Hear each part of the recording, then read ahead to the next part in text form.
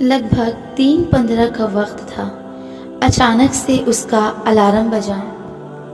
تہجد کا وقت ہو چکا تھا۔ تہجد پڑھنے کے لیے بستر سے اٹھی، دیکھا تو آسمان بہت پرسکون تھا۔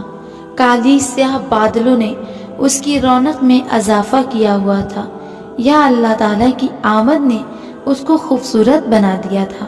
اوپر سے ٹمٹماتا ہوا چاند اور چمکتے ہوئے ستارے دیکھ کر کہنے لگی، اللہ میں آ گئی ہوں، اللہ میں آ گئی ہوں۔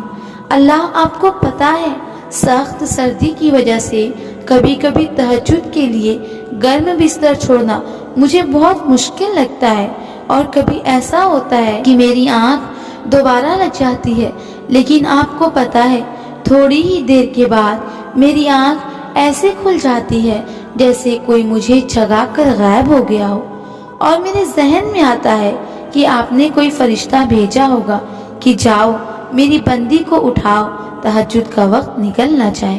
جب میں یہ سوچتی ہوں نا تو میں جلدی جلدی جوتے پہن کر اپنا گرم بستر چھوڑتی ہوں، پہلے آسمان کو دیکھ کر آپ کو سلام کرتی ہوں، پھر وضو کرتی ہوں۔ وضو کر کے جائنماز پر کھڑی ہوئی، سجدے میں جاتے ہی اس نے محسوس کیا جیسے اللہ اس کے بالکل آگے بیٹھے ہیں۔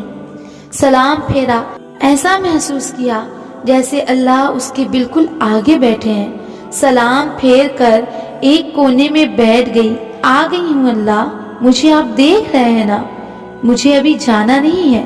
اللہ آپ سے میں بات کرنے آئی ہوں، اپنا نرم بستر چھوڑ کر آئی ہوں، بہت سی باتیں کرنی ہیں مجھے۔ بیٹھی رہی اس وقت کی خاموشی اور سکون کو محسوس کرتی رہی۔ نیند سے آنکھیں پھر سے بند ہونے لگی تھی کہ اچانک سے ہوش میں آئی اور ہاتھ اٹھا کے بولی، اللہ میرے ماں باپ کو لمبی زندگی دینا، اللہ ان کو ہماری خوشیاں دیکھنا نصیب کرنا، اللہ ان کا سایہ ہم بھائی بہنوں پر ہمیشہ قائم رکھنا، اللہ ان کو ہر پریشانی سے دور رکھنا۔ پھر اپنے بہن بھائیوں کے لیے مانگنے لگی، پھر اپنے عزیزوں کے لیے، پھر ان کے لیے جنہوں نے اس کو دعا میں یاد رکھنے کو کہا تھا، اور آخر میں جب اپنی باری آئی تو خاموش ہو گئی۔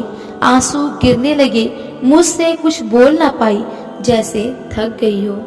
ترستی ہوئی نگاہ سے پھر کھڑکی سے باہر دیکھنے لگی تو جیسے کوئی دعا بہت وقت سے مانگ رہی ہو جو ابھی تک قبول نہ ہوئی ہو۔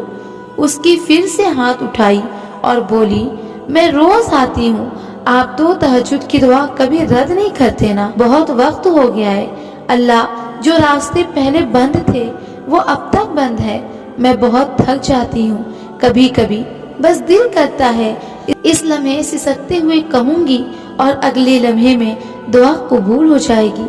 اب بہت صبر کر چکی ہوں، لیکن صبر کے علاوہ میرے پاس کچھ بھی نہیں، میرا دل بہت اذیت میں رہتا ہے، صرف اس وقت خود کو سکون میں محسوس کرتی ہوں۔ ایک دعا ہے، اس کو قبول کر لے، تیری بندی بہت تھک گئی ہے اللہ۔ اور پھر سے رونے لگی۔ اٹھ کر باہر گئی تو دیکھا ٹھنڈی ہوا چل رہی تھی اور اس کو محسوس ہوا جیسی اس کی دعائیں قبول ہو گئی ہوں۔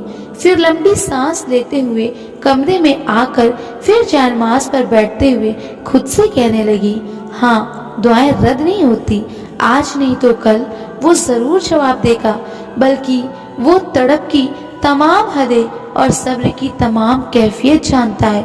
وہ اپنے بندے کو تڑپتا نہیں چھوڑتا، کچھ نہ کچھ کر کے وسیلہ بنا ہی دیتا ہے۔ ہاں اللہ دعائیں کبھی رد نہیں کرتا، بس بہتر وقت پر قبول کرتا ہے۔ اور پھر فجر کی نماز کے لیے دوبارہ کھڑی ہو گئی۔